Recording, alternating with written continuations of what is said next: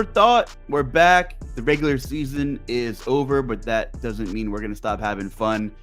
Welcome back, postseason edition, and we have a long-awaited, overdue special guest with us, Will Priester. Introduce him.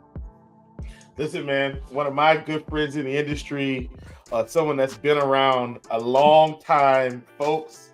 We are rolling out the red carpet. This man has been the host extraordinaire, dare I say the face of DFS show hosting over the past decade. We're getting close to a decade, a lot closer than you think. My good friend, Dean, 78904, if we want to get all technical. Dean Shavelson, everybody. Welcome, Dean.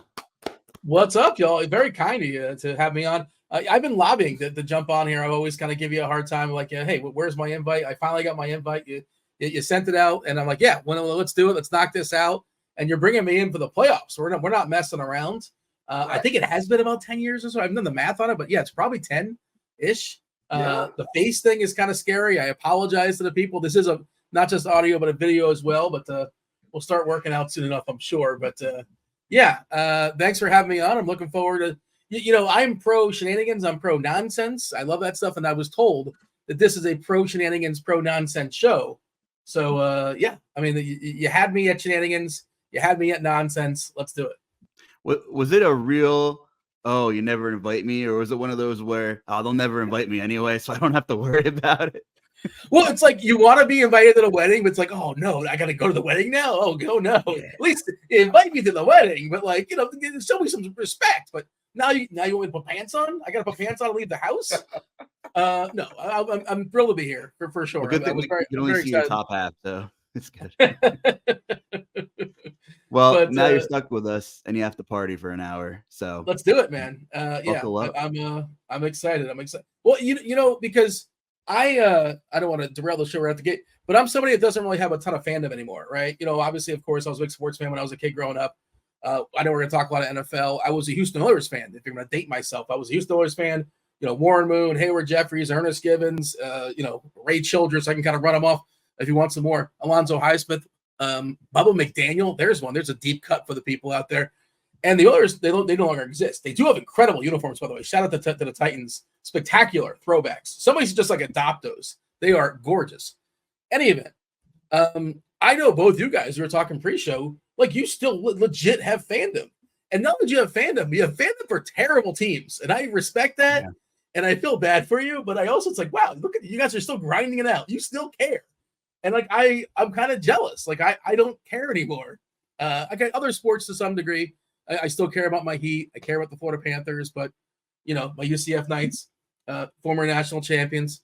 But for football, it's just, and then the Oilers moved on. I didn't adopt remember they went to Tennessee. I didn't cross over. I didn't get the new Houston Texans. You couldn't force it. And so I'm kind of a free agent, and I don't have any fandom anymore, but it's interesting to hear people with fandom. So I'm curious. And I know you guys are fired up because, again, both your teams are a disaster. Probably one more so than the other, but yeah. By all means, it's tough. It's tough. I mean, you've seen me in person once or twice. We don't have to have a height discussion here, but I stopped growing at 5'7", so I love playing basketball. And then once freshman year rolled around, I'm like, oh shit. Well, so much for that. I realized that I was peaking at 5'7". Genetics turns out is a thing, I suppose. So I got into media, local media, but so I found other ways to get it attached to sports. And atrocious teams. I mean, I grew up. I'm originally from New York, which is I'm literally grandfathered into a Yankees family. Thankfully, it's not Queens. Shout out to Craig. Thankfully, I'm out with Craig as a Mets fan. But then I moved to Pennsylvania when I was 5 or 6, and they still had the Knicks game on in PA. So I was a big John Starks guy. I love those 90s teams. There were no fouls in the 90s. John Starks was like the modern day, Dylan Brooks or, no conscience, just shot him out of a few playoff games, right? But I respected the guy that kept shooting threes when you're 5 years old. It's like, oh, let me watch this guy. Then they blacked out the Knicks games when I moved to PA when I was young. And then Allen Iverson's on TV. So naturally, I'm in kindergarten. I'm like, oh, wow, Allen Iverson. So he's a lot of fun. Yeah, I wish my sports fandom was in the same city or state. And a lot of my friends give me crap. And it's like, oh, why are you a Titans fan? I'm like, I don't know. My family was all Giants fans. And one day I just wanted to spite them, I guess, when I was younger, and I saw, McNair and Eddie running people over for somehow a Titans game was on TV. I mean, they were good in the early days, the early 2000s, late 90s when they went over to Tennessee. So maybe I was contrarian from the get-go, right? I always wanted to be different. I was always had that tournament mindset, but I mean, I have no regrets. Like, there's been some dark days as a Titans fan. They were going through a transition this season. I lived through the process in Philadelphia. There's been, even the Yankees haven't been to a World Series in over a decade. So it's tough. And I think, working in sports and doing this grind, I am a little more detached than I probably would have been if I wasn't, not burnt out, but there are some days where you're like, just, I love what I do. Don't get me wrong, but it's a lot of sports. And sometimes, I tell my girlfriend, so can we just not do sports? Or she's like, do you want to watch the game? I'm like, can we just not watch the game tonight? You know what I mean? It's good to unplug. You don't want to just, the grind is great and that's what we do. But, every once in a while, taking a mental day off is good for me. But the world's smallest violinist playing for the Yankees, not winning a championship the last 10 years. It's so sad. We feel bad for your Yankees. Balance out my Titans fandom and my 76ers. Did you cry? Did you cry watching Derrick Henry and give his speech at the end of the game in front of basically an empty stadium? But I think he was essentially, I don't know if he's retiring. There's thoughts of him retiring out there. It's basically assumed that he's no longer going to be a Titan. Did you see the video of this by chance or no? Yeah. No, it was a little emotional. That one didn't get me. But what's with it? I mean, he went off yesterday, guys. I mean, Derrick Henry, the offensive line decided to block on the last day of the season, right? Okay, let's wait 18 weeks to freaking play football up front. But so weird. I mean, even when Derek Jeter played his last game at Yankee Stadium, they were out of the playoffs, right? Meaningless game against Baltimore. The guy hits a freaking walk-off single, the run scores to end his career. So two really weird moments where two of my personal icons growing up were playing completely freaking pointless games as their last game. I've got to interject here. Derrick Henry goes off, and he still doesn't clear my season-long number. Because he did absolutely nothing for 2 or 3 games prior to that. I needed that game last week. Folks, got Derrick Henry at 1175.5. He goes for 1168 when he was at 9. I said, you've got to be kidding me. That's after one game where he ran for 9 or 10 yards, one game where he ran for 30 yards. And I'm sitting here thinking, this is how it's going to end. Great. Sorry. Didn't mean to interject. Such a nice moment there. Such a nice back and forth. No, I'm glad you did. Come on, Derek. Just run a couple more guys over for me, okay? Get me into the green. Case in point, front center stage. This is why I'm a little more detached from the beauty of sports than I would be if I, wasn't into what I do. Derrick Henry had the worst game of all time, right? He had the worst game of all time this season for a running back. The least efficient game. He had 6 catches for 1 yard and 20 rushes for 13 yards or something. It was terrible. I'm making it to some degree, but it was horrendous. It was terrible. Let me say this though. I think that's important. It's something important to settle in about in terms of because we do have a job in sports, right? And so I will say, and you have too, Luuch and Dean. I'm not sure. I'm sure you have as well. I've also had a job outside of sports in the financial industry, and I loved it for a while. But eventually I said, this isn't it. And I was doing well. That's the thing. I was doing well. Now, I was fortunate enough to be able to walk away, so, thank God for that. I was fortunate to be able to work. And so now I have a career that's built on sports in a different segment, but built on sports, and I love it. Now, just like I had to detach from my job and go on vacation, I do the same thing with this. Now, sometimes that vacation may be me, splurging and doing a binge on a TV show on Amazon. And I just say, I'm not watching sports this week, or today or tomorrow, and I'm going to watch some movies. I like, believe it or not, I like the Hallmark channel because it's typically clean TV. I like clean TV, by the way, because, I try to kind of keep my mind off the negative stuff. So, do you like the Christmas movies? You mentioned Hallmark. You like those Hallmark Christmas movies or just Hallmark in general? What's that, Dean? Say that again, Dean. You mentioned liking those Hallmark movies. I know, around Christmas time, they roll out a bunch of Christmas movies. where like something happens. Oh in a man, small town. I record. Is that I've your got wheelhouse? them all in my DVR. I've got them all in my DVR, and I can watch them throughout the year. So, but like that's my unplug from sports. And the other unplug is now. Look, my son plays basketball, so I get to go watch him play. I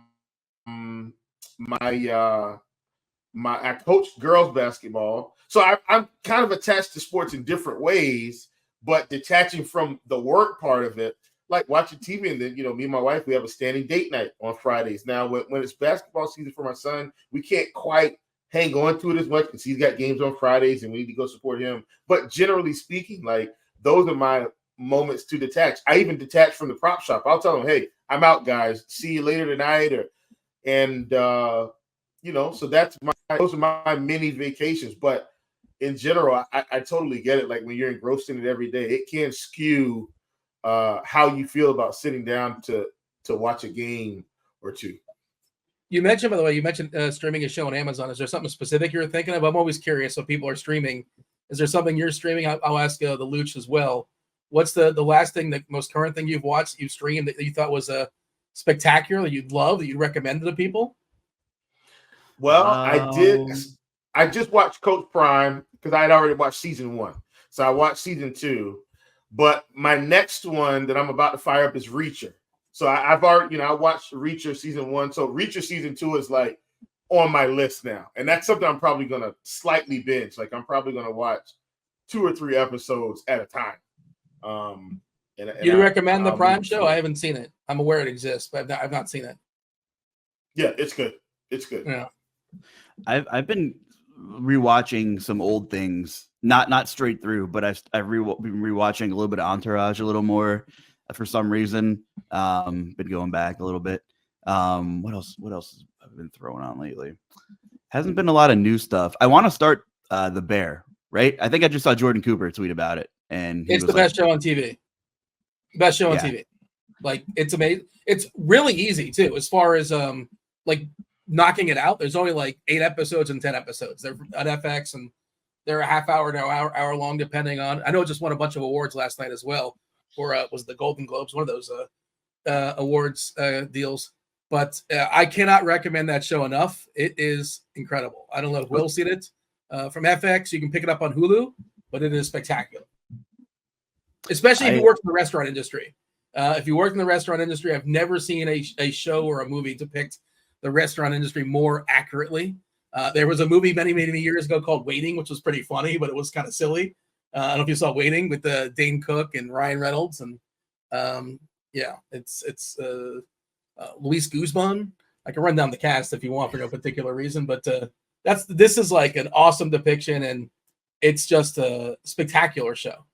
Highly recommend. You put it in the top of your queue. The Bear. I like Jeremy Allen White in Shameless, like when Shameless first started, and I chalk up another series I didn't finish. The hour-long episodes get me, right? My attention span or something comes up. Like 60-minute episodes are tough to catch up and run straight. Nobody finished Shameless. It's like 13 seasons or something. Yeah. I don't think anybody ever finished Shameless, but I did watch like the first 7 or 8 or something like that. And that's a completely absurd show. And Will likes his clean TV, so he's not watching Shameless. So I would not recommend Shameless. We'll meet you in the middle. It is a wild show. There were crazy things going on. Listen, I watch other stuff too, but I prefer to watch clean TV. Just keep myself in a nice bubbly frame of mind. I would not recommend Shameless to you. Yeah. But like, for instance, I love political shows. So like I watch House of Cards, stuff like that, which is totally not clean TV. If you know, but so I have my moments. Like Reacher isn't going to be clean either. That's it's action. It's going to be some killing, some hunting. So I mostly try to watch clean TV, but I still like there's certain things I'm going to watch, and detective shows, political shows. Those are kind of my ones I go to when I'm not watching the nice stuff. What's your favorite detective cop like mainstream TV show? There's a million of them, especially when there's no NFL season.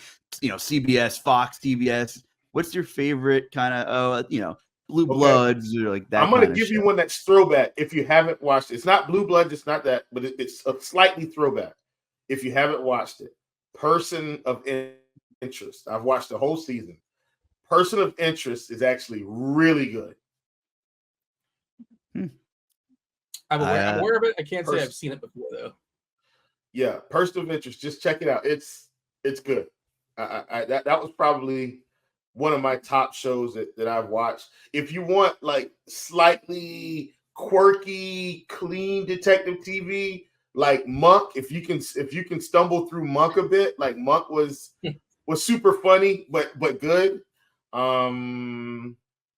So yeah, and those are some I've watched like all the seasons. So Person of Interest, if you want to get like unique detective type, and it's not completely copy, but they're trying to prevent something bad from happening before it happens. So they're trying to find he was a hypochondriac, right? Is that the whole? He's a detective / hypochondriac. Oh, that was Monk. Monk. Yeah, Monk's like Monk's he's got all these phobias. But in Person of Interest is a little bit more serious, where they're trying to find people and prevent them from being like killed or kidnapped or something like that before it happens. So they have this program, and it says, okay, this person is probably on the verge of something bad happening. And so there's they kind of work in the dark, if you will, and try to prevent it from that. So that's what I'm saying. Just check it out. It's cool. Person of Interest. You looking forward to the new season of True Detective? You ever getting the True Detective series on HBO? They're every single season's different, new cast. Yeah, you've heard of True Detective. No True Detective.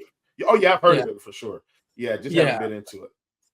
The McConaughey, Woody Harrelson season's pretty popular, and the Fargo show on FX, similar to True Detective, where they just every single season's a new season, new cast, new story, and all that. The fifth season or so is going on right now, and it's actually very good. I'm enjoying it, but again, I am derailing the show. We're just talking television now, Luuch. I apologize. We haven't been recording. Oh my gosh. Dean, big on TV film. Tweet at him. Dean tweets back. That's what I love about you, Dean. You clap back on Twitter. No response. No responses left behind. We haven't been recording. No, I'm serious. We haven't hit the record button. No, it's recording. Are you serious? It's recording? Yeah, we're on the air, my friend. Welcome back. Oh, I don't see it on mine. Interesting. Okay. Well, I see it. We're at 17 minutes and 44 seconds to get all technical and precise. All right. Well, cool. As long as you guys can see it, it's still telling me to record. And I was like, oh, we're not recording. This is crazy. Well, folks, welcome to the world of producing your own shows. We've got different views here. Back to you, Luuch. Well, now everyone, you can tell Chief is the same exact person off the air as he is on the air, and that's super genuine. And got to keep you on your toes, I guess. We're not pranking you; we really are live. So anyway, since we talked everything but football, and believe it or not, sports aren't our only interest here. Give them the rundown, Chief, since you're live. By the way, give us the rundown. Here we go. Week 18. No Faith League. Yeah, week 18. Only going to cover the games that matter. We're hopping back to Saturday. Texans hopped in. We had faith in the Texans. Texans come through 23-19, headed to the playoffs. Talk about no faith league, Luuch. We're going to Tennessee, your beloved Titans. We were thinking, hey, the Jaguars win. They're in. Guess what? They did not win. Quintessential no faith league this season. Going to another game that did matter until another one closed out. Saints stomped the Falcons 48-17, but to no avail. Buccaneers squeezed out of Carolina 9-0. NFC South champs. Looks like they're going to be hosting a playoff game, not against the Cowboys, folks, against the Eagles, who have fallen off of a cliff. Lions did their thing. Now they think they creeped up to the 2 seed, if I'm not mistaken. I think by the Eagles losing, the Lions bumped up a little bit. Either way, doesn't matter. Packers win and they're in. Beat the Bears 17-9. Cowboys throttled the Commanders 38-10 like we thought they would. Eagles roll into New York. Folks, they caught the beatdown. Little scare with A.J. Brown. Another scare with Jalen Hurts, who seems to have been hurt most of this season. They go down 27-10. And then the Seahawks obviously beat the Cardinals, but they do not get in. Biggest one of the week, I think. Bills, Dolphins. Dolphins in control of the game. give up a kick return for a touchdown. Josh Allen scores one late. Tua throws another interception. Dolphins go down 21-14. Been in control of the AFC East all season long. And for all the marbles, lose it at the end. My good friend Luuch has a couple Bills Super Bowl tickets. And not tickets to the game. I'm talking about wager tickets, folks. Caught him at really good plus money. I think he's feeling good about those tickets. If they get out of the first round, Luuch might be thinking about a cash out because he should be profitable. If they get to the AFC Championship game, might be time to hit that cash out button. That is our No Faith League recap. Of course, we're going to talk about the Eagles. No bigger flop than Philadelphia on Sunday against the Tyrod Taylor-led New York Giants.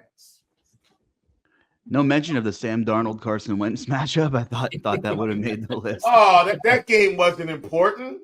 It was fun though. Those guys, it was fun, but guess what? We won't see a drop of those guys in the playoffs unless somebody gets hurt.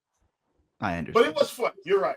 You said Dan Campbell did his thing, and can we just? I know this isn't like a hot take, but like, what are we doing, Dan Campbell? Like, you can be football guy. You could be football guy and math guy. You don't have to choose. You don't have to be one or the other. You could be both. I know, like, if you type in the chat GPT, what does a football guy look like and sound like? Dan Campbell is like the first thing that pops up, right? It'll produce Dan Campbell, and he's biting his kneecaps and all that. But you could still be tough football guy and say, you know what? Let's be smart and not play the players that actually matter in a completely meaningless game. I know there was a 3%, 4% chance, like, if Dallas loses and if Philadelphia loses to two bad, inferior teams. But what are we doing here? And have we learned nothing from the Chargers? The Chargers hurt Mike Williams in the same situation last year. And this isn't result-based thinking like this was beforehand. This is before it happened. I can't believe, and supposedly like he came out and said maybe the injury's not as severe. Like we'll see. He was carted off. No, it doesn't matter though, Dean. And you're absolutely right. That's right. It doesn't matter because he's hurt. Well, it doesn't matter because like process versus results. The process was bad. Laporta, yes. We're talking about Laporta being injured. Yeah.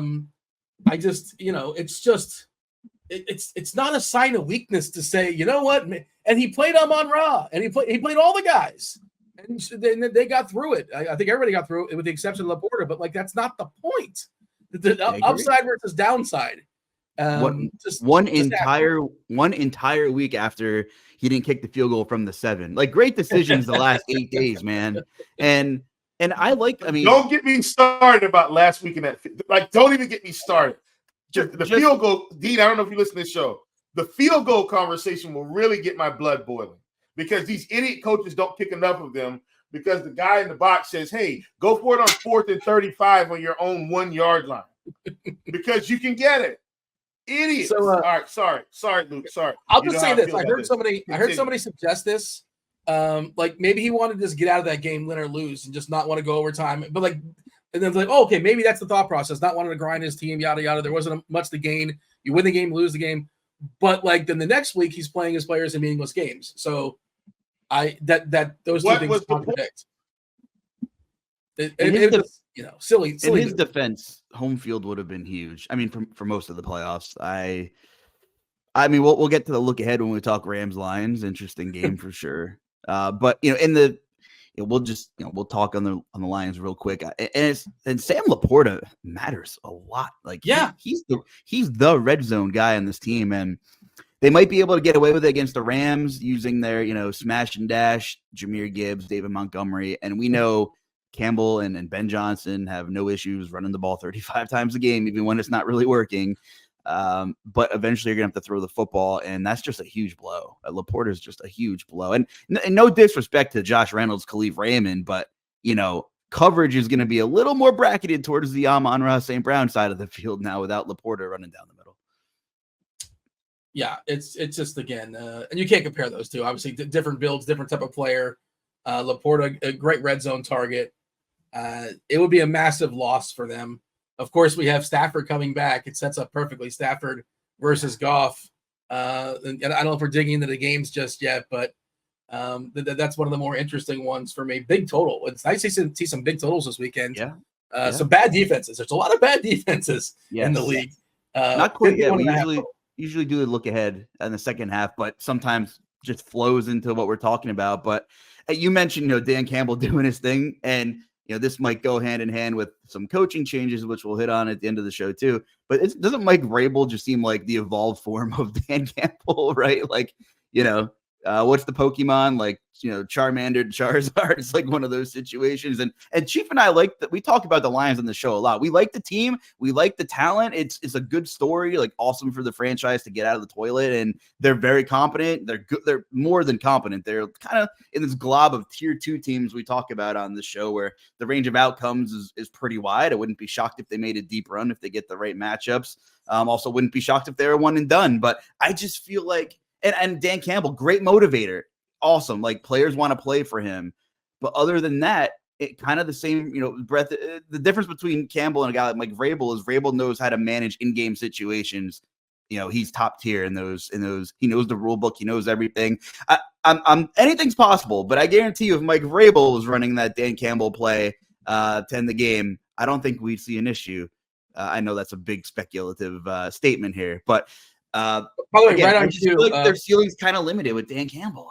Just 5 minutes ago, right on cue, 5 minutes ago on the Twitter, I guess Campbell said Laporta has an outside shot at playing in the wild card game. Yeah, that doesn't sound very promising to me, but it's just Monday. Sure doesn't. Give him some Tortorol. I don't know if anything's broken or not, but whatever. He should not be in this situation is the point. But go ahead, continue. Yeah. No, I mean, like we had a couple of games that mattered for the playoffs, and yeah, we'll get to Bills Miami for sure, but. I mean, ugly football game on Saturday, Chief, but Pittsburgh knocking off Baltimore. They didn't come out unscathed, though. Looks like Mr. Watt's going to be out a couple of games, and just a brutal piece to miss to the Steelers' puzzle as they try to get an upset win, which will be in Buffalo. I mean, I don't know what to say about Mason Rudolph. I think Pittsburgh's going into 2024 without a quarterback that's any good, but hey, they're here. The Titans knocked off Jacksonville. Frauds, by the way. And what was the other? Oh, yeah, they would have needed Miami to win. So thankfully for Pittsburgh and their fans, my Titans somehow took care of business. But, I mean, hey, Steelers made the playoffs. Mike Tomlin keeps winning. There's the story for much of the season was Pittsburgh getting outgained every game. Outgained. But Mason Rudolph is the spark. Are they one and done, Chief? What's the deal with the Steelers? Listen, they're one and done. The Steelers aren't coming out of Buffalo with the win. So TJ Watt might as well not even suit up Sunday. Just stay on the sidelines, keep yourself warm, be the rah-rah guy, because you guys aren't winning this game anyway. And it's not because, look, if they had more talent, I'd have a little bit more belief. But, I mean, now defensive players are going down.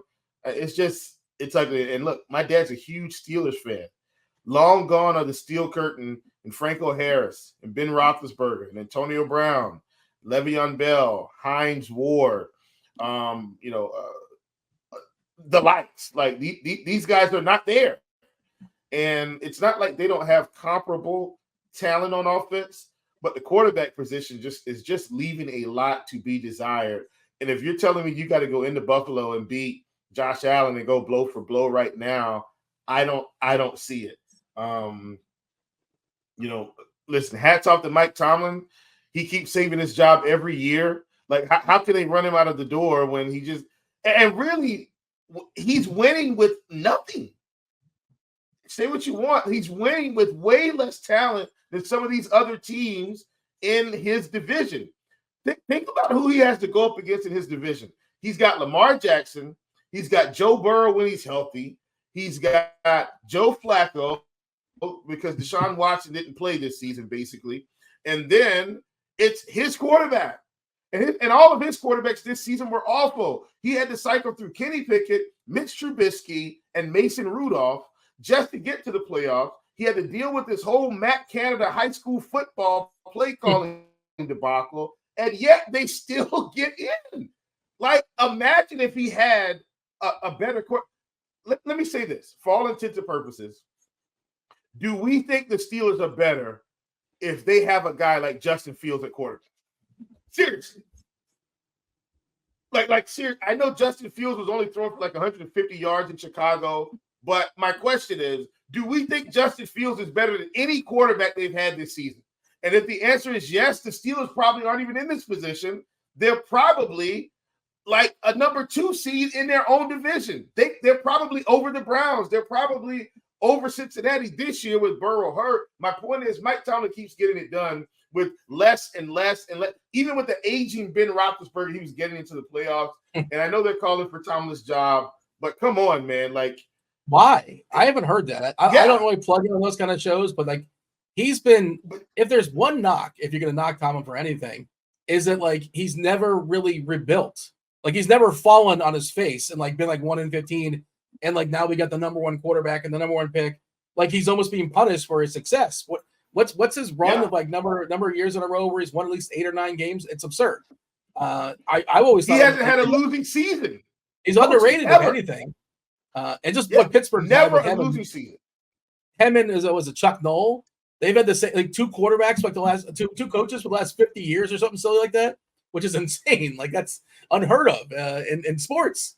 It's just an incredible run, and he had to come after a legend, and he's made himself a legend himself. And if there's anything, if there's one knock, he just kind of like Pittsburgh. They've overachieved. They're 10-7, and that kind of speaks to the parity of the league too. They very easily could be 7-10. Like, are you going to sit here and tell me that you're confident the Steelers are better than the Colts, the 9-8 Colts? Are you going to tell me they're distinctly better than the 9-8 Jaguars or the 9-8 Bengals? No, not with this roster, not at all. And that's what I'm saying. Like coaching, wow.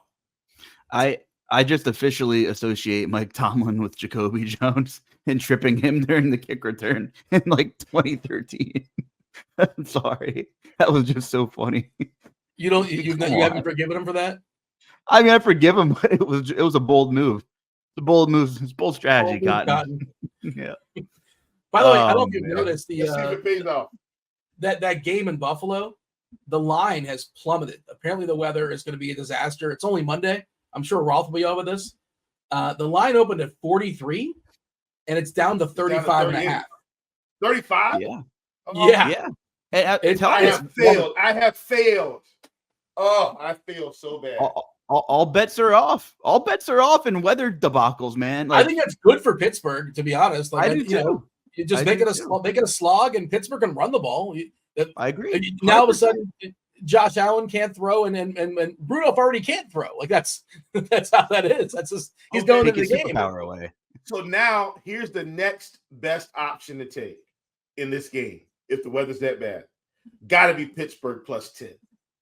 Got to be. That's the weird thing is they've gained points. They opened as a 7.5 point dog. Now they're a 10 point dog or a 9.5 point dog, depending on where you're shopping. I'm going to grab that right now. Like that feels like the right. I agree. I'm with you. I'll have to look at it. But Kevin Roth posted on SAO earlier on Monday about taking the under 38.5, I believe it was. So Roth is pretty money with his weather total picks. I definitely want to get into a look ahead. So just so I don't neglect anything we missed over the weekend, like we can even make this a 2-3 minute segment, but CJ Stroud, Houston in over Indianapolis on Saturday. And, Gardner Minshew, I mean, he did what he could this season. The Colts overachieved, like even with Anthony Richardson, and they went 9-8. I would think most people would say, hey, hell of a season. Yeah. Impressive for Indy dealing with that. Jonathan Taylor almost had 200 yards on the ground against a Texans team that was allowing the lowest number of yards before contact, I believe. So, I mean, CJ Stroud, man, I wish that team had a healthy Tank Dell because that would be really fun to watch and moving forward. But Dean, what were your thoughts on Houston, Indy? Was this the outcome you expected? Yeah, I mean, like sometimes it just comes down to like who's got the better quarterback, and I think it's kind of sort of came down to who's got the better quarterback in this game. I love we don't see it enough this year, and like I'm not like the digging in there, the hand in the dirt kind of guy. It feels like we've seen less like bombs this year, just less, drop back and throw it 60 yards down the field. I know Stroud would have broken the record for the longest completed pass, if it wasn't taken away due to penalty. But that guy, he's got a rocket. And I'm somebody that has I don't watch college football, so I'm okay. Who's this guy Stroud? Wait, hold on. The guy in Carolina is supposed to be better. That's interesting. Okay, I don't mean to rub that. I mean, that's got to be like it would drive. I mean, I was like, if I still had Carolina fandom, and I don't want to do this, Joe Will, but it's one of the worst trades. I mean, we'll see. It's still early, but it feels like one of the worst trades in our lifetime. Let me stop you real quick, Dean. Lifetime. Real quick, Dean. Yeah. Real quick, Dean, and then I want you to press the resume button on this. Yeah. As a Carolina fan, and I'm saying this genuinely, I am so glad CJ Stroud did not come to Carolina to this stupid, idiotic situation. I'm actually ecstatic he went to Houston because I can assure you, if he comes to Carolina, he is Bryce Young, and I don't mean that like it's ugly in Carolina right now. It's the stench of the organization. Is that what you're saying? It's just the stench of the organization. I am absolutely saying that. I think it's the organization. Do I think Bryce Young is better than CJ Stroud? No. But do I think Bryce Young could have had a better season if he had a better situation? Yes. Back to you, Dean. Yeah. So I love it. I mean, I love Stroud. I was thinking about this the other day. It's not his fault. It's not his own doing, but like he's made it so much harder for every quarterback coming in as a rookie going forward because he's like the benchmark. Everybody's gonna be like, well, I mean, okay, sure, this guy's not a complete disaster, but he's not like Stroud. Well, nobody's like this. He didn't have like a great rookie season. He had like a MVP level season. It's not fair to whatever quarterback when Penix is coming in or whatever. Like if you're gonna start comparing him to Stroud season, it's not gonna happen. Like he's in the 99th percentile, and of course I'm sure shows will do that. But go ahead. Let me say one more thing because I want you to get in here. Here's what I do think though. I think the gap between the college scheme and the NFL scheme is closing. And the reason there's a couple of reasons for this, but I think one of it is teams want to play faster. They want the game to be exciting. Most teams aren't playing 3 yards in a cloud of dust anymore. Most teams aren't lining up on the center as much as a base offense. So, and then it even trickles down to high school. So if you come and watch high school football, you're not seeing a lot of under center handoffs. You're seeing spread, trips, and a lot of shotgun offense.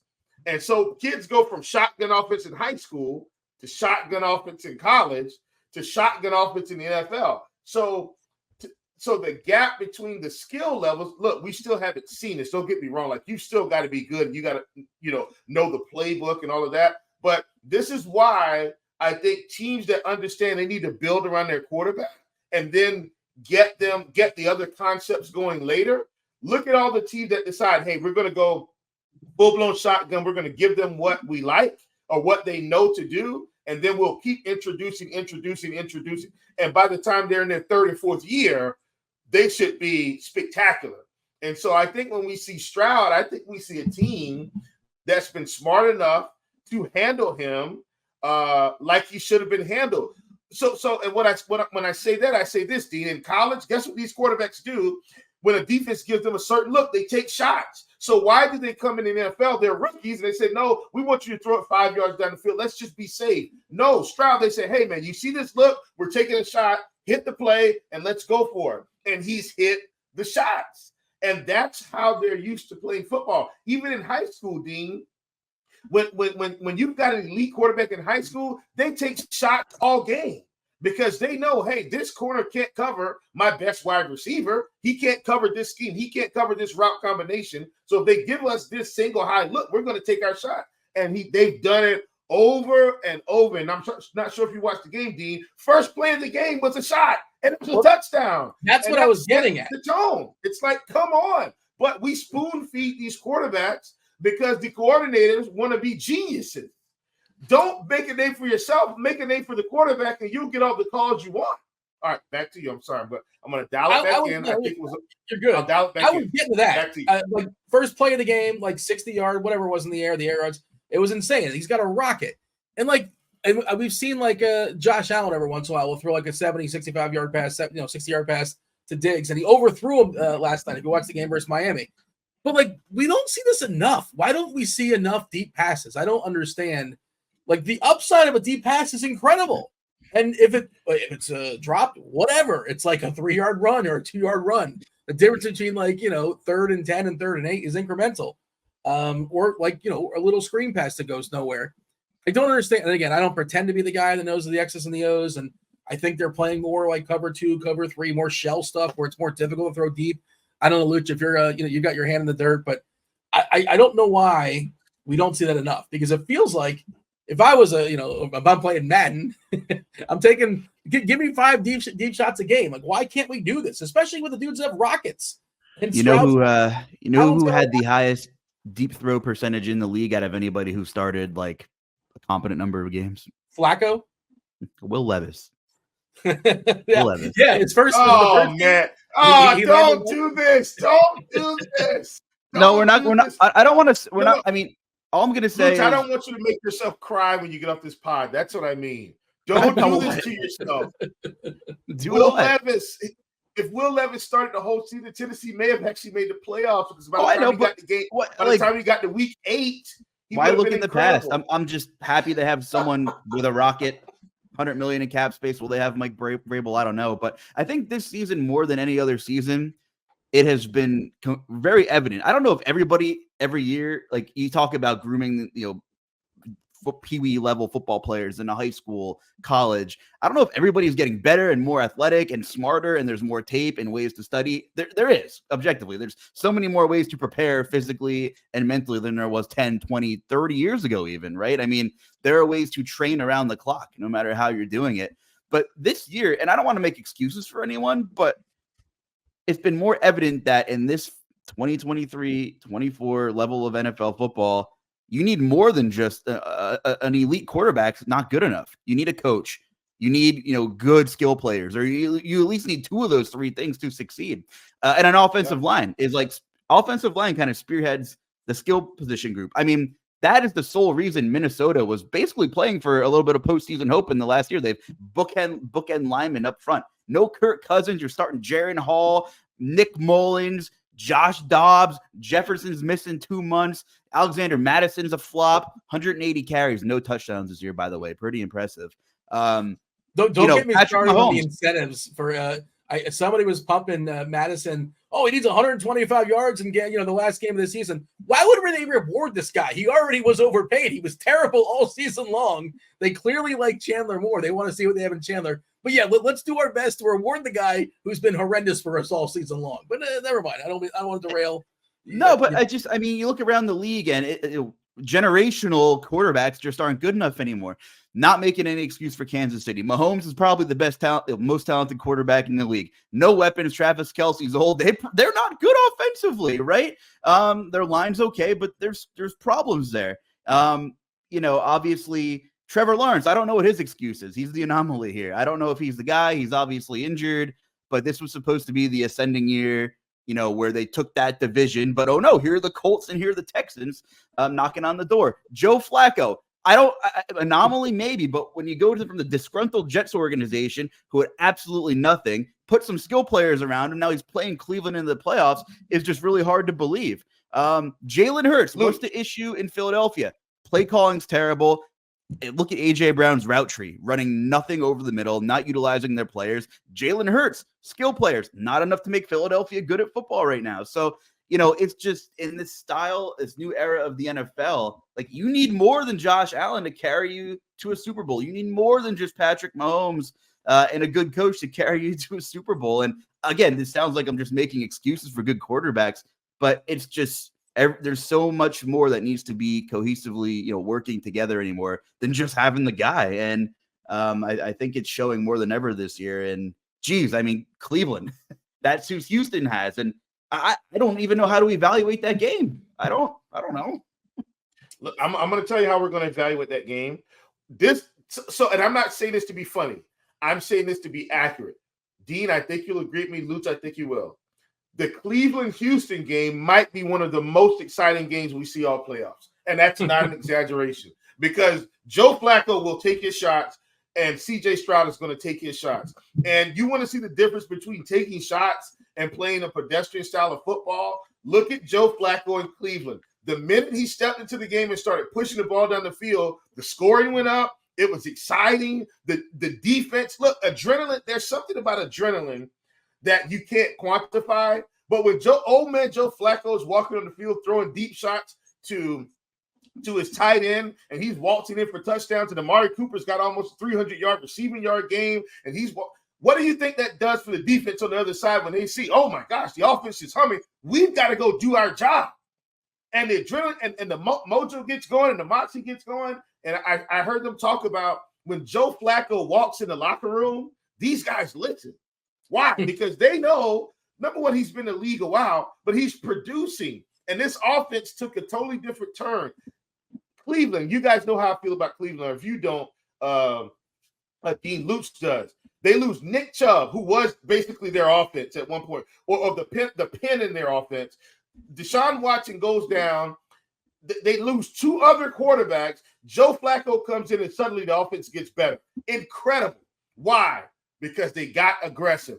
They didn't rely on just turning around, handing the ball off. They started pushing the ball downfield. Then Njoku got better. Elijah Mitchell. More. Elijah Moore got better. Amari Cooper, for all intents and purposes, this offense got better because they pushed the ball down the field. Luuch, you know this. If you start taking shots and you start hitting shots, then what's going to happen to the linebackers? They're going to say, hey, we got to get more guys in coverage. Now what are you going to be able to do? It's a numbers game. They're going to be able to run the football. Then what else are you going to be able to do, Luuch? You're going to be able to get the play action because now you can run the football and throw the football. What's going to happen? Tight ends are going to start popping down the seams because they're playing stupid cover two, and he's just going to hit them between the linebacker and the safety. Like, it's so many things that happen when the team knows you can take shots. So what else do they do, Luuch? They say, okay, well, we got to cover up the top. So maybe they go to some form of a quarters, and then now you've got all the underneath, and it's a guessing game. And I know that's probably some of the hand in the dirt stuff, Dean. But my point is, the more you can push the ball down the field, the better advantage you're going to have because the defense at some point has to try to make adjustments, and the adjustments will fail. Why is Tyreek Hill the greatest weapon in football? Because he can take the top off the defense. Then what do, Dean? They back off, they give him the short stuff, and he just runs for 30 yards anyway. This is the formula, but we want to still be 1950s. Like, evolve, coordinators, evolve. Push the ball down the field. I'm done. You mentioned the Chubb, and you know, like, it's like, oh, the season just flew by. The season, how long ago does that Chubb injury feel? Oh my God. Like, I almost forgot. That's right. Oh yeah. Chubb got hurt this year. I forgot that happened. I forgot. Yes. I was like, oh, this is a premier running back in the league. It's like, yeah, that's right. That's what, that guy was spectacular. I hope he comes back as a full recovery. What a weird and wild, like, the ebbs and flows of the Cleveland season is insane. And they somehow make a run, like their DVD, I don't know if they still make DVDs, but like their 30 for 30 or whatever would be amazing. Just the ebbs and flows of their season. Can you imagine if Nick Chubb was actually in this offense, though? Honestly, if Nick Chubb was in his offense, they might actually be unstoppable right now. And I don't think that's an exaggeration. I think they'd be better than Baltimore. And I'm saying that confidently. I think Kevin Stefanski should be the coach of the year. I know they're probably going to give it to DeMeco Ryans. And I totally get that because that team just is resurrected overnight. But the job that Stefanski has done with this Cleveland team and all the turmoil and losing 3 quarterbacks and then winning and getting into the playoffs convincingly. They didn't squeak in. They're in convincingly with Joe Flacco. I think Stefanski is the coach of the year. I know it's probably going to Ryans. I'll say it again. But Stefanski should have it. He's done a magnificent job with this organization and this team with all the setbacks in every facet, setbacks. And they're 11-5 going into the playoffs, or 11-6, whatever it is. Incredible job by him this season. I can just see. I'm not going to interrupt you. 25 years and now there's a 25-cent dusty DVD cover that says Cleveland Browns Joe Flacco of the year on like some dusty picnic table. All right. Like waiting for somebody to pick up. Listen, just for time purposes, Tampa Bay took care of business 9-0 against the Carolina Panthers in an hit Tampa Bay right now. Game. Hold on. We're going to pair Tampa Bay in with Philly when they play each other because I know we have a lot to say about both teams, but just so we don't go way over an hour, we'll just hit that game and talk about what happened last week because Green Bay also took care of business. Jordan Love playing good football. They're playing Dallas this coming week. You know, we'll cover Green Bay. We'll cover Dallas, who also took care of business, sleptwalked through the Commanders here. But the one game, prime time, probably the most exciting game I do want to spend 5 minutes on before we look ahead and talk about these other teams, the Bills in Miami. And I guess I wouldn't be surprised if either team won that game by 2 touchdowns. because of all the crazy plays and all the variants and all the miscues and things that could have happened. If that game was 2 touchdowns either way, it wouldn't have shocked me. Josh Allen was Josh Allen, did Josh Allen things. And, I know Miami was missing parts. I know Jalen Waddle was out. I know, Mostert was out. I know they're really banged up on defense. That was a game they were in control of late in the game, as Chief said earlier in the podcast. And Buffalo's not a juggernaut. I know everyone's jumping on the bandwagon. I'm not on the bandwagon, but I'm rooting for them because I have a 35-1 ticket on them, and they're 6-1 now. But I still don't think they're a top, a tier 1 team. We do these food for thought tiers, and our tier 1 consists of Baltimore and San Francisco because they find ways to lose games. Sean McDermott is incompetent. I'm sorry. Like, some of the worst clock management and decision making I've ever seen this year. He said some of the dumbest shit I've ever heard come out of a coach's mouth this year. And, that's one of the major aspects I just talked about, where I don't know if it's good enough to just have Josh Allen win a Super Bowl. But that being said, it's a pretty volatile season. I wouldn't be shocked if Buffalo got to the Super Bowl, but I wouldn't be surprised if they lost in a weather game this week either. So, Buffalo getting home feels pretty big over Miami. That's the big storyline here. Dean, I'll throw it over to you. Second half of that game, did you think Miami was going to close it out? No, I thought my friends, my group of friends, kind of my inner circle, I guess you would say. I'm a South Florida guy, so a lot of my friends are rooting for the Dolphins, and I'm on a text message thread where they're all tilting the Dolphins, and I just put it on mute. I can't sit there and listen. And then speaking of homerism and that kind of thing, or fandom, just kind of a throwback to that conversation to start. But I bet the Bills before the game. I thought the Bills were the better team. Just as long as Josh Allen doesn't keep goofing up, and he did his best. He kept goofing up. The play before the interception and the first drive, there was a very clear pass interference they didn't call, but whatever. They did get lucky, in the special teams. I guess you can say to run back a 95-yard touchdown. But I think Buffalo is the better team. I think both teams are majorly flawed, especially defensively. Miami is just a disaster defensively with all their injuries. Buffalo at every level, right, has at least one of their key guys up front, in the middle, in the back. But can they make the Super Bowl? Of course they can. Why? Because somebody has to. None of them. You can't. All of them can't lose. Somebody has to make it the Super Bowl. You have to sim it out. And while I think Baltimore and San Fran are in their own tier, how many legit good teams are there? How many teams are you really wow, that's a great football team? It's all about parity now. 20 to 25 of these teams are basically the same. So I think Buffalo can certainly knock off Baltimore. I think they'll get past Pittsburgh. We'll see. Stay tuned. But Allen is a force. And the Diggs thing is kind of weird. Why is he coming off so many plays? At least he was the last several weeks. In important plays too. When plays matter, for some reason coming off the field. There's already rumors that he might be gone next season. We'll see. Gabe Davis getting hurt. I had a ton of Gabe Davis overs yesterday. I sent a tweet to FanDuel and DraftKings. I said, look, this guy got hurt. Could you void my ticket? And you know what? They didn't. Could you believe that? The fix was in, obviously. They could not void my over ticket on Gabe Davis. Hopefully he gets healthy. But Buffalo's got as good a shot as most teams. It's not because they're great. Buffalo. Go ahead.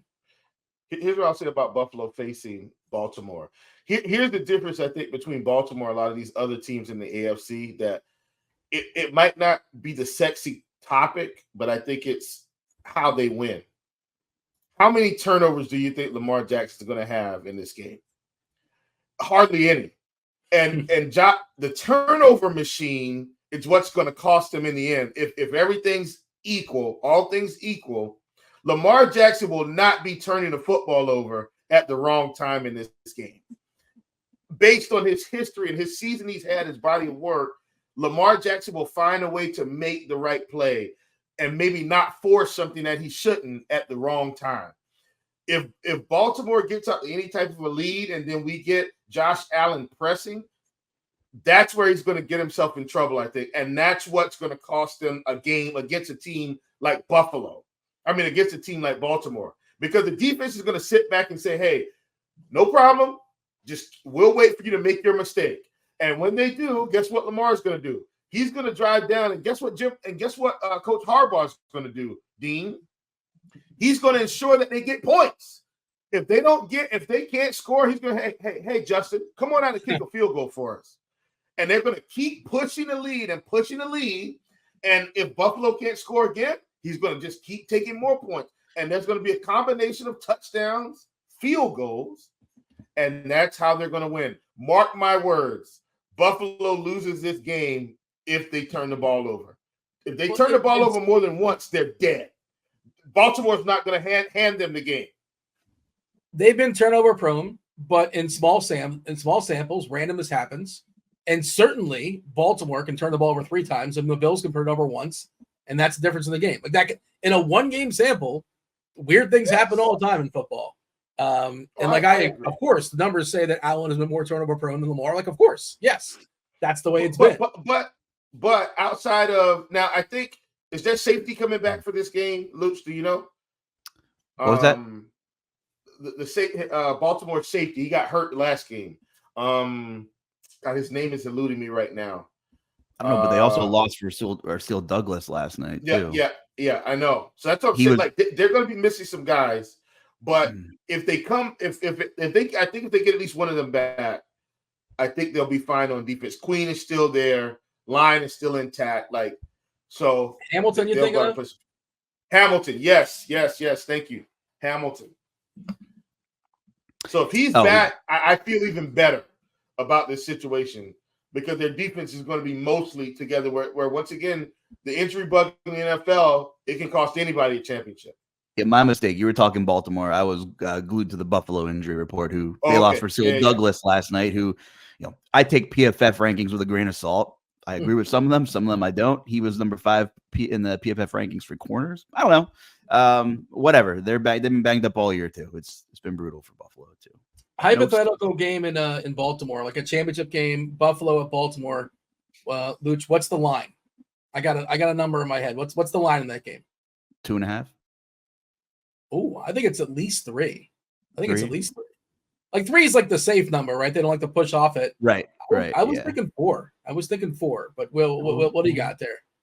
I guess it depends how good they look. Like hypothetically, maybe Buffalo looks the path. weeks. Yeah.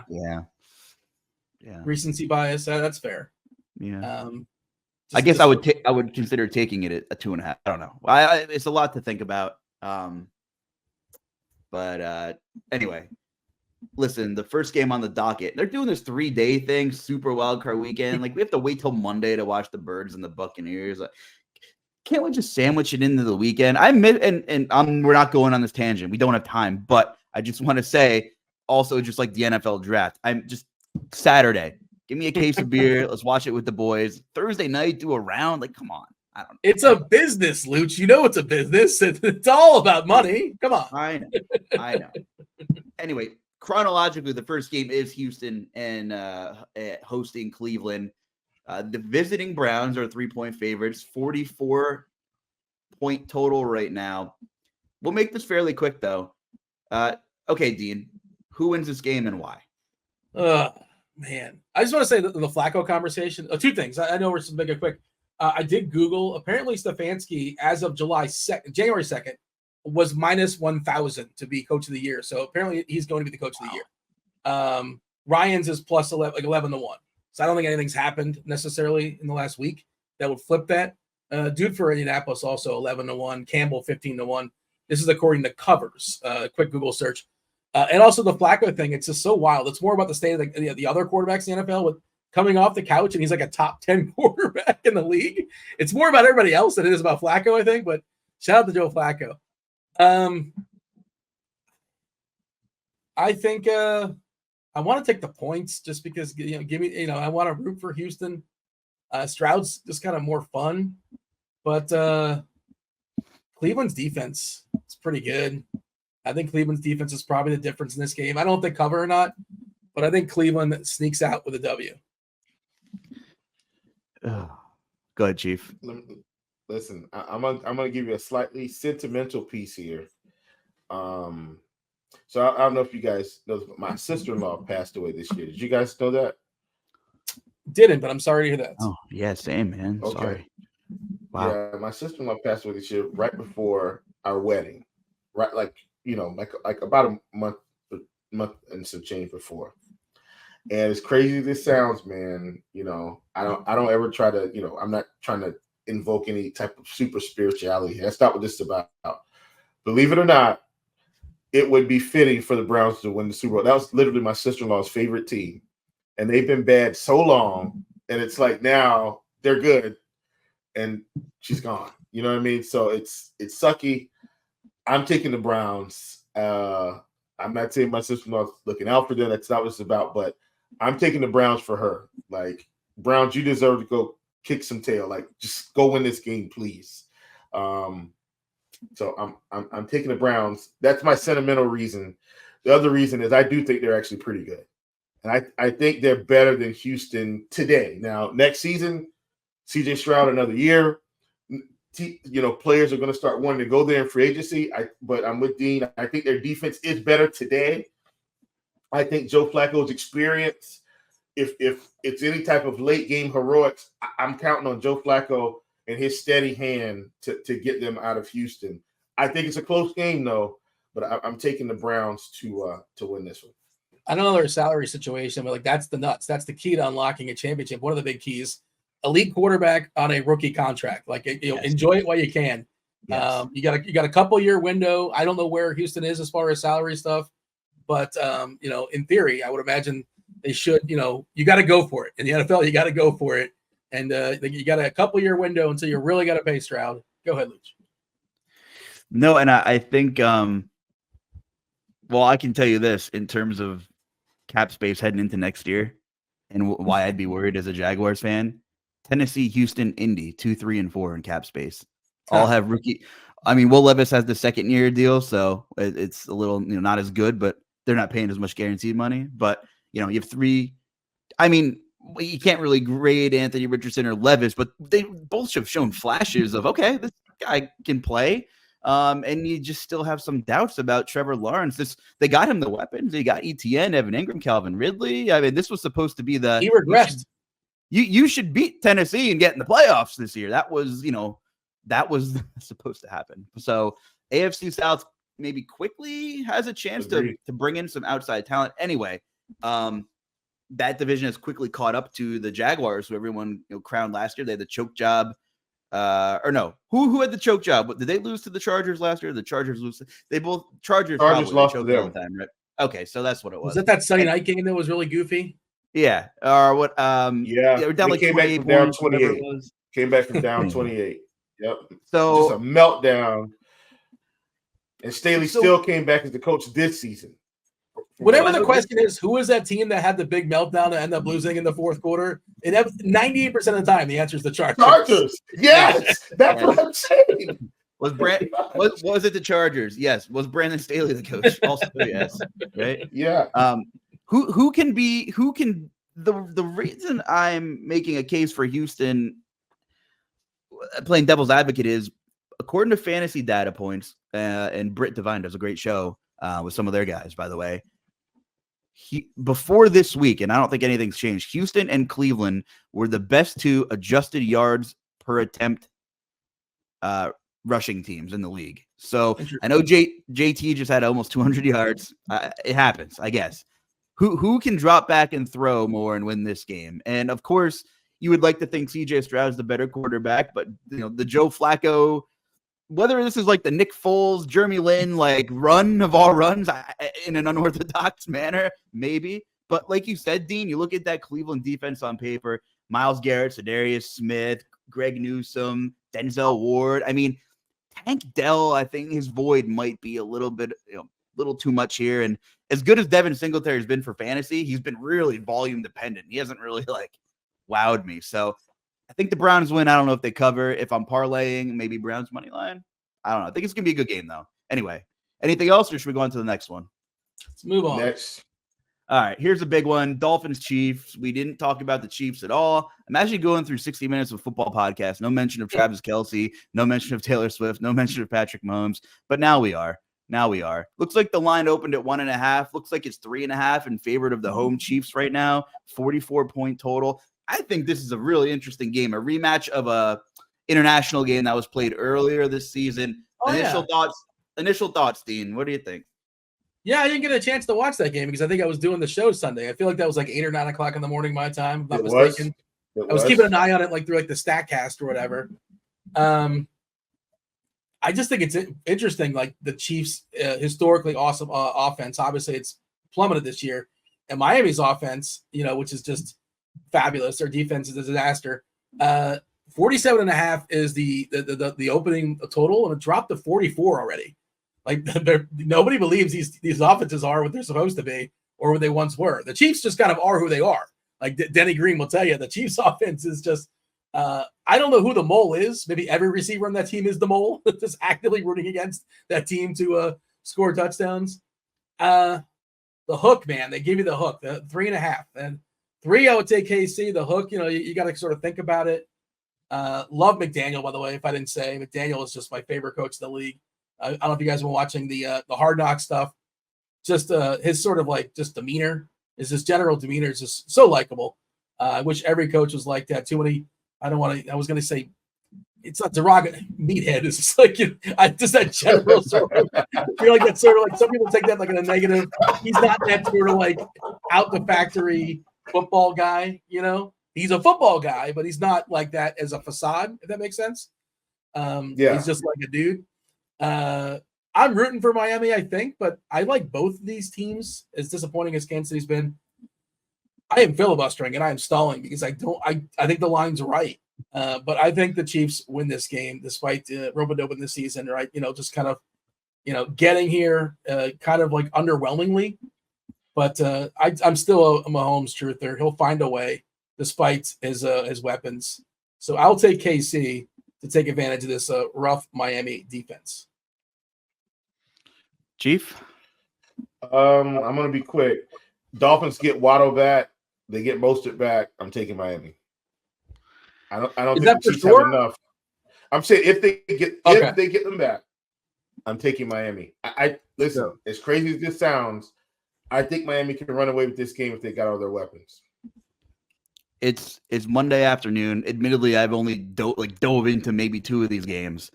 One thing that caught my attention was Kansas City plays a lot of man defense. Of course, NFL defenses don't run the same thing every play. I think they run like the 8th most man defense.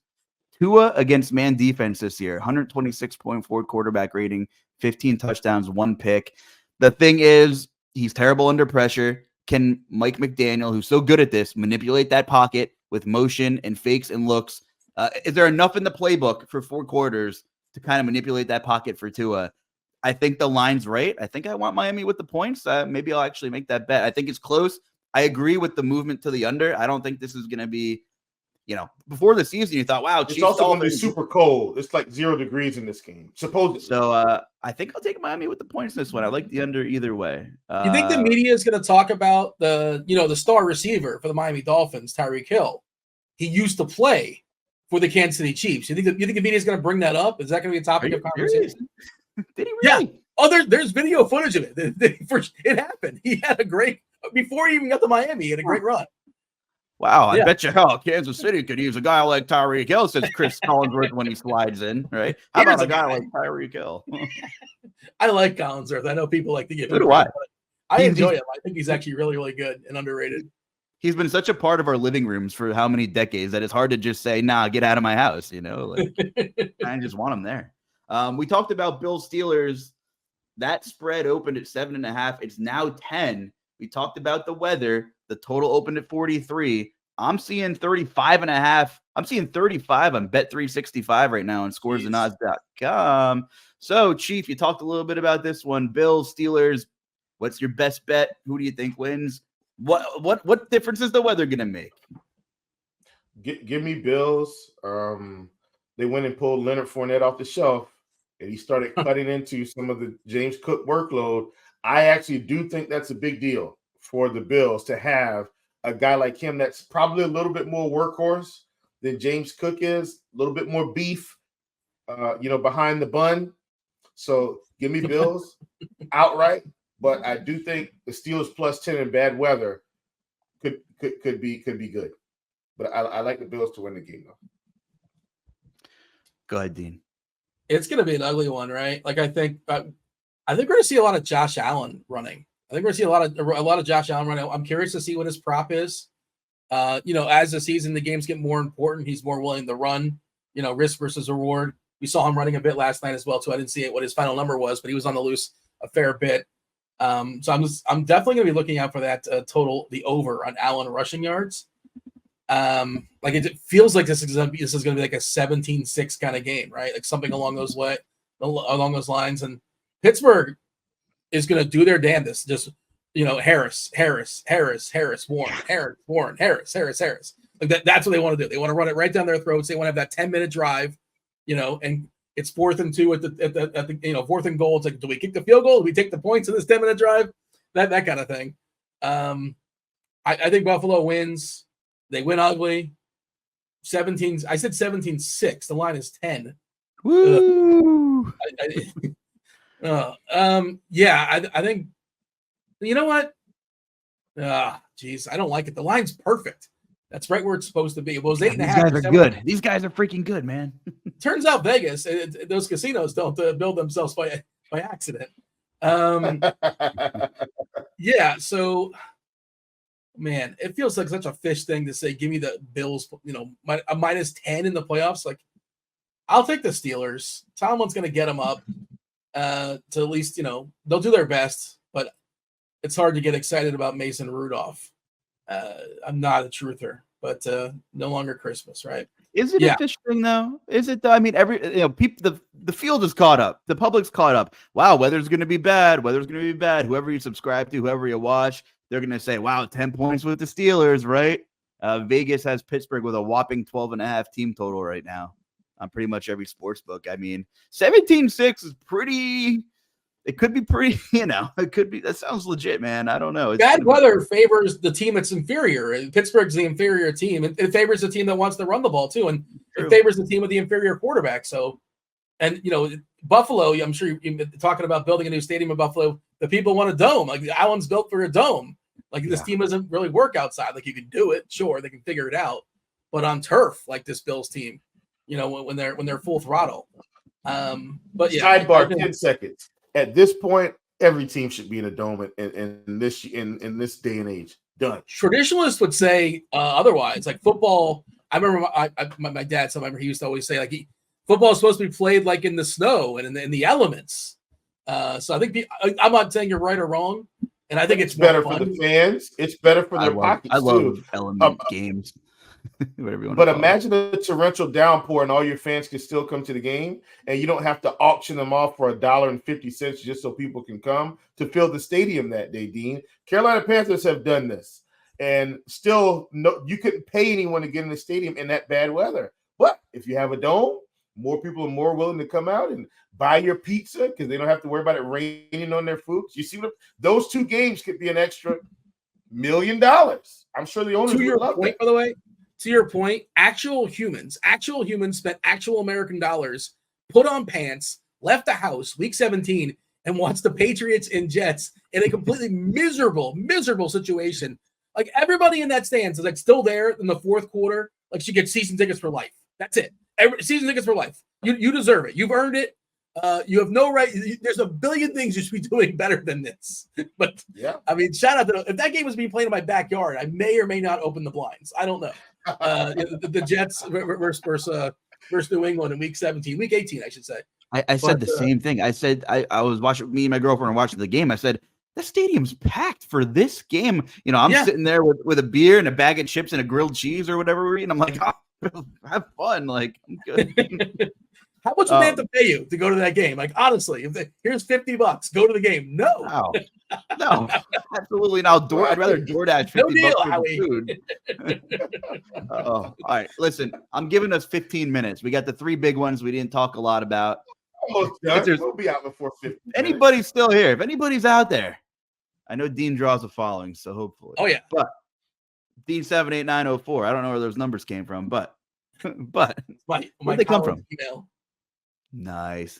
That's the story, really? I wish there was a better story. I should have not said anything. The mystery is better than the illusion's better than the actual story. I'm with you. My DraftKings handle is my name. And sometimes I wish I was like, wow, I wish I was more creative when I joined DraftKings.com. I want to be really got so bad. But here we are. Real creative bunch we are here. Packers, Cowboys, Jordan Love ascending. Ooh, there it is. DFS Sports Almanac. In case you're not watching and you're listening, Dean just showed this. It's my iPad cover. If you can't, yeah. There you go. Yeah, love it. It's not actually the almanac, to be clear. So what do we make of the Packers going into Dallas? Dallas winning, Philly losing, Dallas getting that 2 seed, home, really good at home.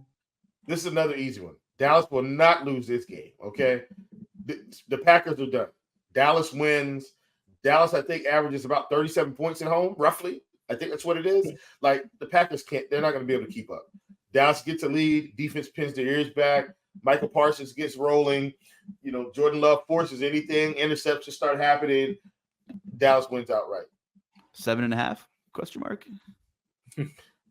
I would take the 7.5. Dallas is going to run it up here. They're running it up at home. If they were in Green Bay, totally different scenario. At home, they're running away with it. Yeah, so I think Dallas wins this game, but I think we get a Green Bay backdoor cover to break the public. The public loves Dallas. You got the hook as well. It's not 7, it's 7.5. Not this year, but like going forward, I'm really excited for Green Bay. I'm curious what they're going to do because Love has certainly flashed potential. He's one of those guys where he certainly could be the guy. He can ascend. He can go the other way. Neither would really shock me. And this receiving core, like a super young receiving core, it could be really good.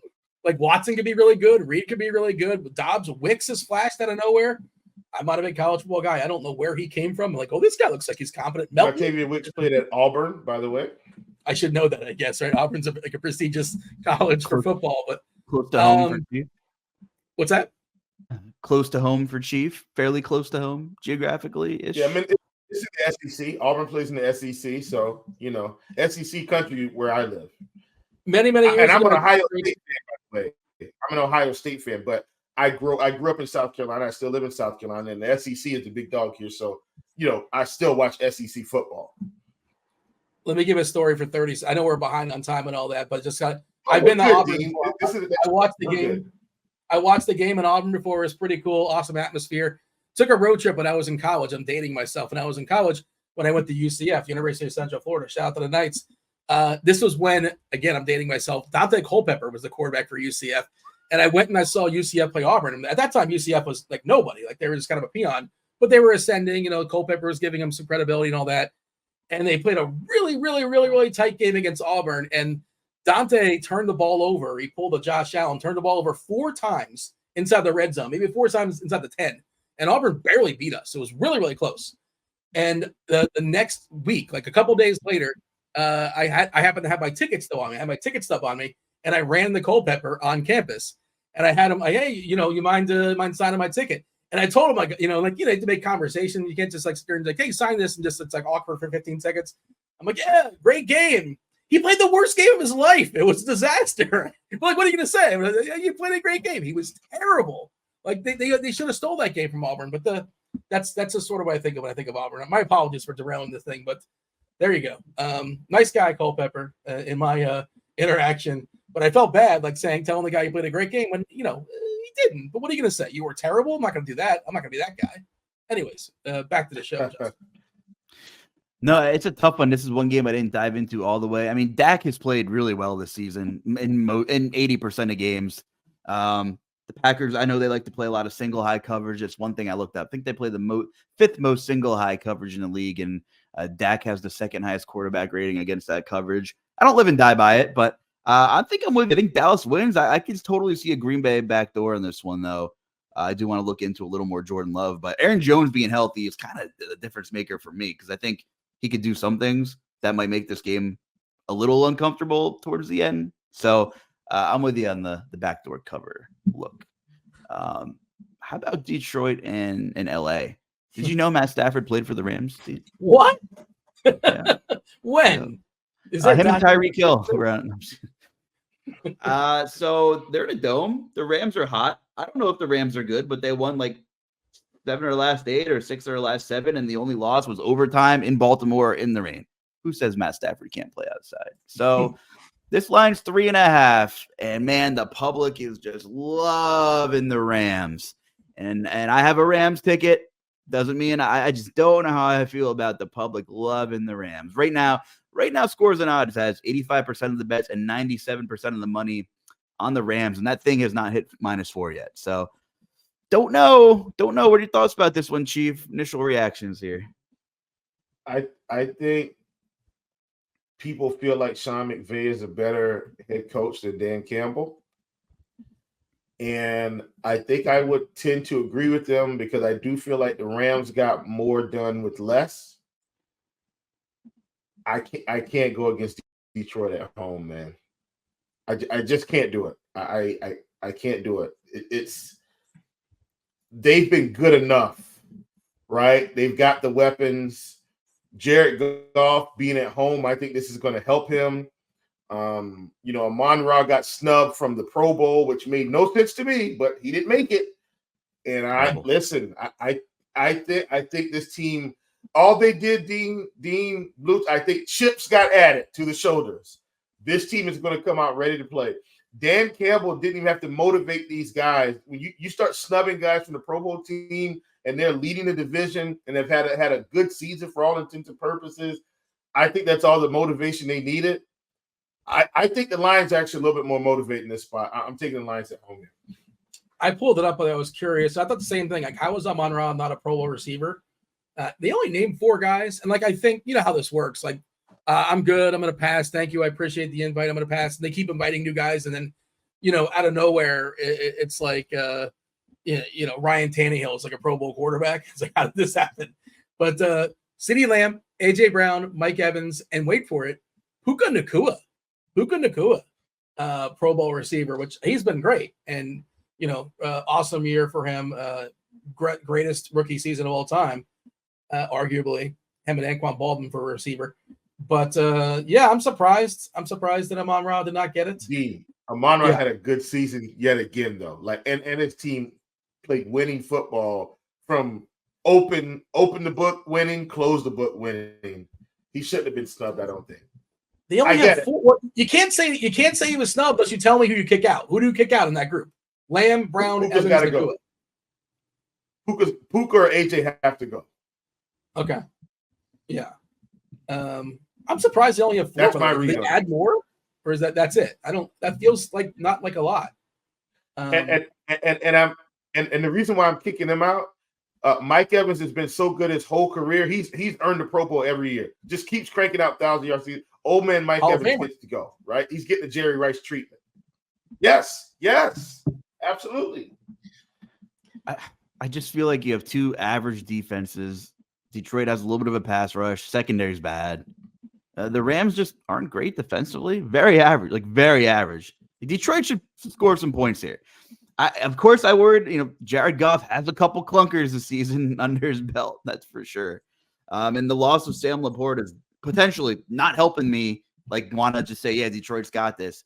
Again, really nice spread here. That hook on the 3.5 is but I agree. I feel like they win 27-24, Detroit, 24-21. I feel like that's what it is. Just good enough. And the public is sad with the Rams, including myself. But I'm with you. I think they squeaked this one out. Detroit does. Tough one. I remember when the season was starting, I do the Pick Six show with Rebar and Daigle, and Rebar dropped the stat. Besides Aaron Donald, this Rams defense did not have 1 first-round pick on it. It was supposed to be horrendous coming into the season. It's not been amazing, but it's overachieved, right? Patchwork stuff.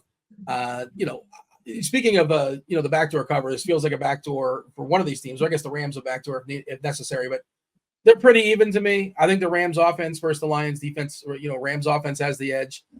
Stafford's got them, working. Kupp is healthy. Nacua. They can run the ball as well.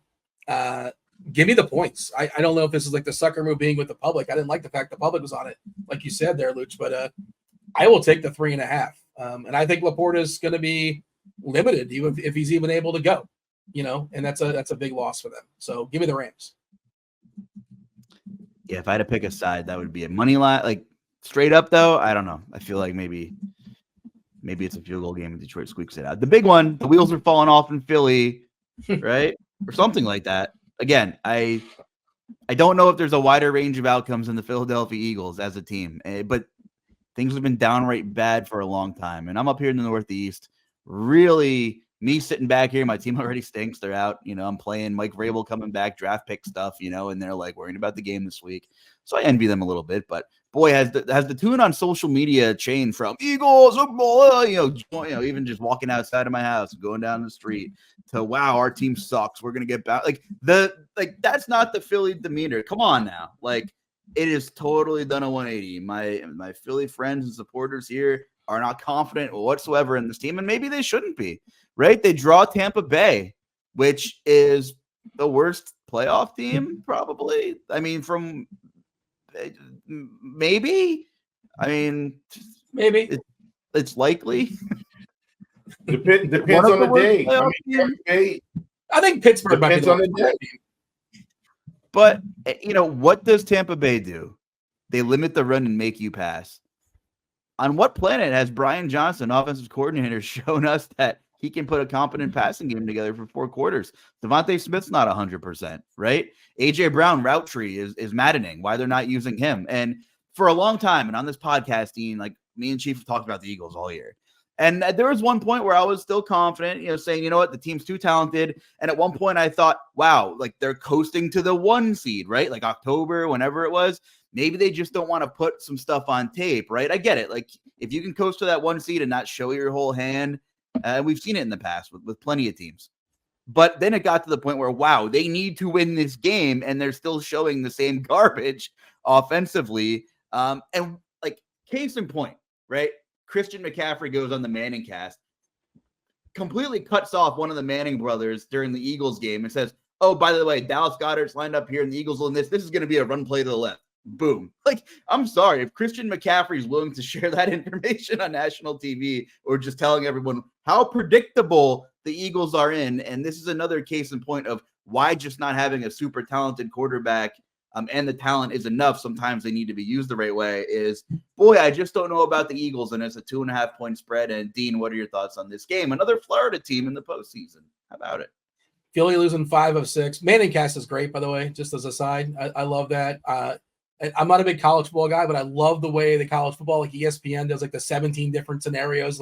Here's 10 people on a couch just hanging out watching the game. And I might watch the national championship game just for that reason and jump around and find my favorite room. 5 of 6 straight losses, not straight losses, but for Philadelphia. 1 win versus the Giants. Of course, they lost last time versus the Giants. Before that, they did beat the Cowboys, the Chiefs, and the Bills. So it was kind of a gauntlet. If you want to give them any sort of defense, they faced the Cowboys, the Chiefs, and the Bills. They beat all the straight. Then they lost to the Niners, and they lost to the Cowboys again at Seattle. Tough spot historically, I guess. I don't know. I don't know. I don't have a good feel for it. You mentioned A.J. Brown. Are we sure about his health? I know Smith is dinged. No. Brown went down yesterday as well. The finger of Hurts, I think it's his throwing finger, his middle finger. I guess that's all going to be fine, but I guess it's something. I don't trust this Tampa team. If it was another team, I think Philadelphia is a little bit more vulnerable, and they certainly are vulnerable. But I throw my hands up, man. I don't know. I don't have a take. You know what? I have Mr. Perfecto here. I don't know if you know Mr. Perfecto. He's like a Magic 8 Ball, but Magic 8 Ball wasn't available. Mr. Perfecto was available the next day on Amazon. So he answers the same kind of question. So I can ask Mr. Perfecto a yes or no question. Oh yeah, please do. Is there a yes or no question pertaining to this game? Yes. Will the Philadelphia Eagles win this football game against the Tampa Bay Buccaneers? Mr. Perfecto, please grace us with your presence. Win or cover? Win or cover? We want to know if they cover or they win. What's more important? I don't know. Covering is more important. We don't care who wins. Well, I'm seeing 2.5, but I'm seeing 3 on DraftKings and Bet Rivers right now. If we're getting 3 with Tampa Bay, will the Philadelphia Eagles cover, Mr. Perfecto? Well, I hold on. Oh. Will the Philadelphia Eagles cover versus the Buccaneers, Mr. Perfecto? That's creepy. Highly doubtful. There it is. Mr. Perfecto has spoken. Not a definitive. I like it. He only says a definitive if he knows, but he's saying highly doubtful. So I'll take the Bucs. Mr. Perfecto. Is Mr. Perfecto a known commodity? And for those of you not watching, it looked like a Magic 8 Ball that can talk to me. I don't know. It was something I found on Amazon because I was looking for a Magic 8 Ball and like Magic 8 Ball available in 3 weeks. And I'm like, well, come on.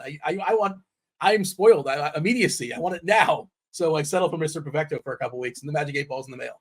Well, Mr. Perfecto says Tampa Bay. What do you think, Chief? You're on mute. Come on, man. We've been doing this for 18 weeks and you're just.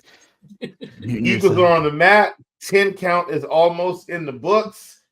Everybody's thinking the Bucks are going to win here. And then in come the Eagles and do exactly what we thought. Taking the Bucks. They're going down. You know, you just wait for them to turn it around every week. Jalen Hurts saying, oh, it's a learning experience. We haven't played 4 quarters yet. Well, we're in the playoffs. Are you going to play 4 quarters?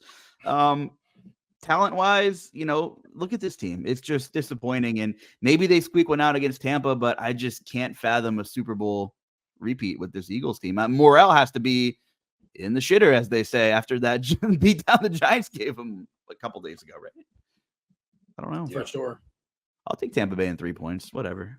But one win, and all of a sudden everybody's fine. Everything's all good. And Philly Talk Radio is positive again. Maybe.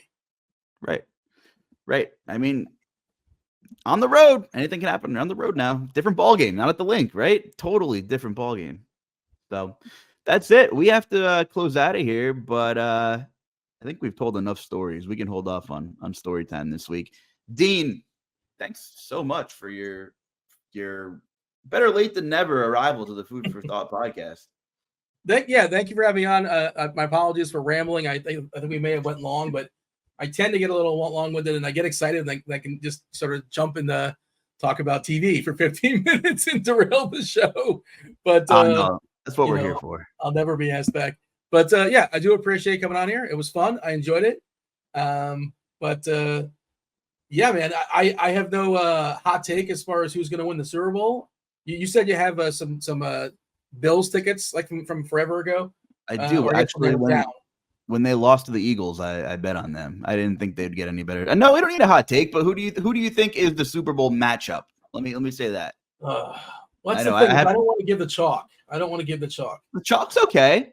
I might give the chalk. I don't know. I think it's Buffalo San Fran. Chief, do you have a different take on that? Oh man. This is my non-chalky. Actually, hope it works out. Did you say Baltimore San Fran or Buffalo San Fran? I said Buffalo, and now I'm already second guessing it. I was gonna say Kansas City. I was waffling back and forth between KC and Buffalo, but I'll stick with Buffalo. That was my first. Is that how you truly feel? You don't have to not give the chalk just to not give the chalk. It's okay. I truly feel like it's wide open, and like it's genuine. It's not a lock that Baltimore gets there. I understand they're the favorite. I know why they're the favorite, but like I don't think they're like this juggernaut. They're good, but I don't think San Fran's like this incredible juggernaut. They're good. They're better than the other teams, but the margins are not as great as one may suspect, in my opinion. Again, parity. The NFL, if you could argue there's too much parity, it might be too much parity because there's just so many teams that are just like fine, or kind of bad, kind of good. Which I guess there's positives and negatives. You can poke holes and all that, but I'll stick with Buffalo and San Fran. But I don't feel great about it. Yeah, my answer is I don't know, and that's not a fun answer, but I don't know. Chief, let me hear it. What do you got? My chalk build is what I really think. I think it's Baltimore San Fran. I think we get a rematch. My GPP build, give me Browns Lions. Wow. Ooh. So I part of me thinks Baltimore San Fran rematch, but honestly, once Dallas got the 2 seed and home field for most of the playoffs, if we get I know they gave San Fran gave Dallas the beatdown early this season, but if we see a couple of blunders from Brock Purdy, I think there's a chance that maybe Dallas goes in there and wins an ugly game in San Fran. I don't love it. Kind of like how you said, Dean, like I don't love the idea of upsetting one of the chalk, but I think Dallas could do it. I think I'm going with the chalk though and going Baltimore San Fran, but I think San Fran wins. I think they get their revenge and San Fran wins. So if I'm going GPP, I'm sending Dallas instead of your Detroit pick. Anyway, thanks for joining us. I'm just gonna not let anybody else talk before we derail the show any longer. But thanks again to Dean for coming on and my awesome co-host, Will Priester. Find him at Chief Justice 06 on Twitter as well. And we'll be back next week. Have fun with the playoffs, everybody.